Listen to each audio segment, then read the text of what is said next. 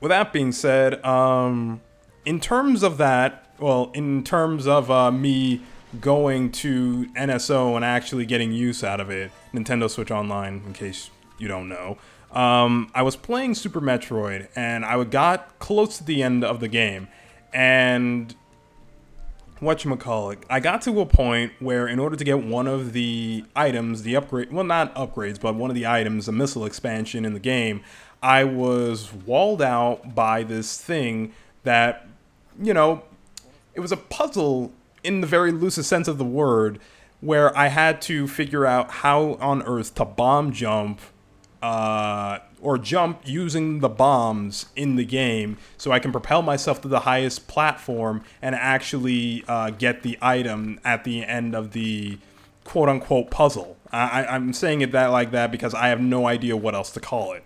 So with that being said, it brought me to the topic that, games should have skill checks slash execution barriers. Now, why do I say this? I say this because, in a sense, some of the most fun I've personally had in games are when they, have something that is slightly out of reach for me to do with my current skill set. Something that requires me to come back to the game and play it again to understand what it is it was trying to do. And in some regards, like, focus an entire playthrough of trying to figure out how to manipulate this thing or how I should think about the game now that I have this ability in mind. I mentioned before about Super Metroid and its wall jump, and how in my first playthrough to my second and my third, using the wall jump had completely changed the way I looked at the game. And that is another example of something like that, in which it is in and of itself a skill check, because I don't know why it is for me personally, but doing a wall jump in Super Metroid is kind of difficult to do it in the intended route. I kind of have to do it in like a Mega Man X sort of way, where I got to use the same wall in order to consistently wall jump. But that's just me. I don't personally know if anyone else has that kind of issue with the game, but nevertheless, it made the game more interesting. Now, when I say skill check, for the topic of the morph ball jump or the bomb jump, it's not necessarily something that is very difficult to do. It's something that you gotta catch the rhythm for. And once you have that rhythm, it's very easy to maintain. But nevertheless, you gotta catch it in the first place. And when I say skill check, I don't necessarily mean that something that's very mechanically difficult for someone to do. Because I understand that not everyone wants to necessarily have the finger dexterity to do that, and also the time in some regards. But nevertheless, something as simple as rhythm can be used as a skill check. Something as simple as visuals can be a skill check.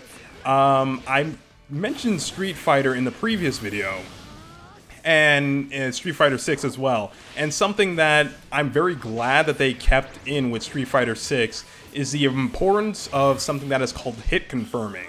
So what is hit confirming? It's exactly what it sounds on the package, honestly. Hit confirming is basically, Hit confirming is basically something where you, as the player, just confirm you got a hit, and because of that, you can now go into the rest of your combo.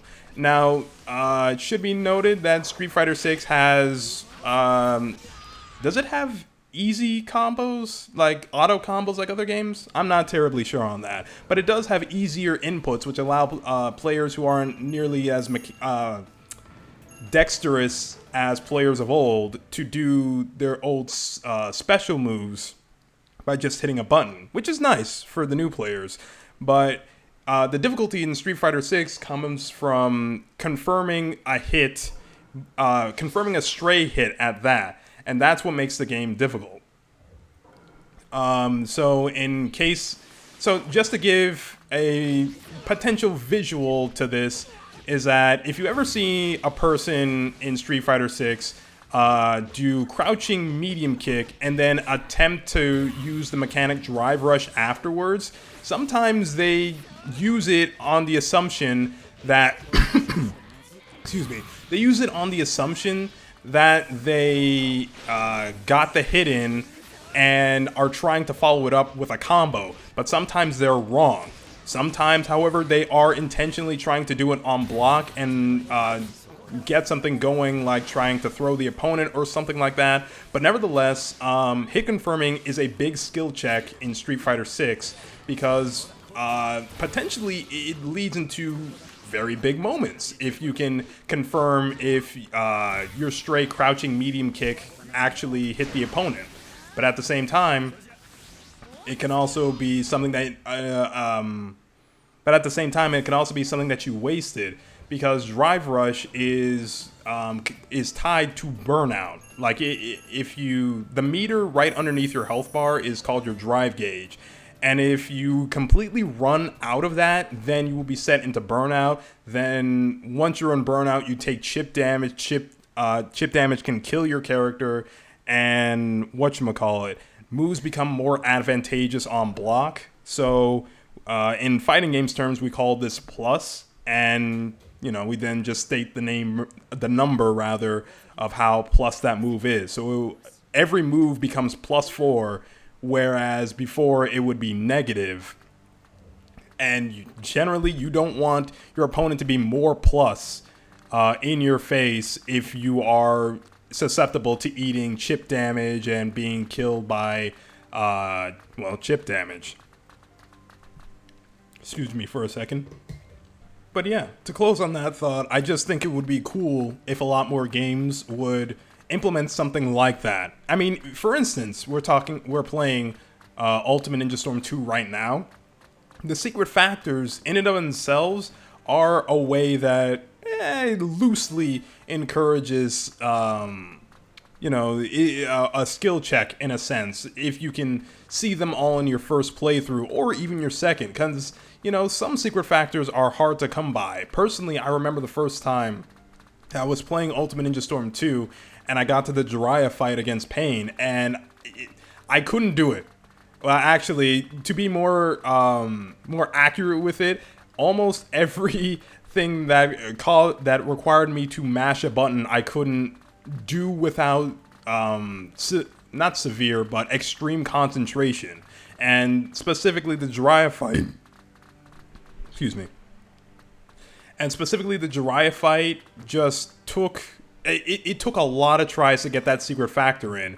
And while that's not necessarily something that I would consider as challenging now, it is something that is there, right? It is a skill check. Can you get this secret cutscene to appear without... can you get enough stars for the secret cutscene to appear, which gives you a little bit more thing for the gameplay, or for the story rather? And I think that's an interesting idea of how to go about it. It's not bad by any case of the imagination, but I think for who I am right now, I would prefer something that I could take with me on multiple playthroughs. Okay, great, he's gone. So I would prefer something I could take with me on multiple playthroughs, like Ultimate Ninja Storm 3. I know I'm skipping games here, but it gives you the ability to combo into supers. That's something that's really cool, and something that I can, over the course of regular gameplay, try and master. And when I found that out for the first time, I thought it was like the coolest thing in the world. And it's a shame that they don't try and teach you how to do that via gameplay, or even via tutorial. Maybe it's in the tutorial for Ultimate Ninja Storm 3, but I personally, I never looked at it. But that is something that will stick with me for multiple playthroughs, and it's something that I will try to get better at and try to learn, multiple characters' strings that lead into an ultimate jutsu. And to lead off what I was saying earlier, it also just makes playing the game again more fun. So yeah, that's all there is for that topic.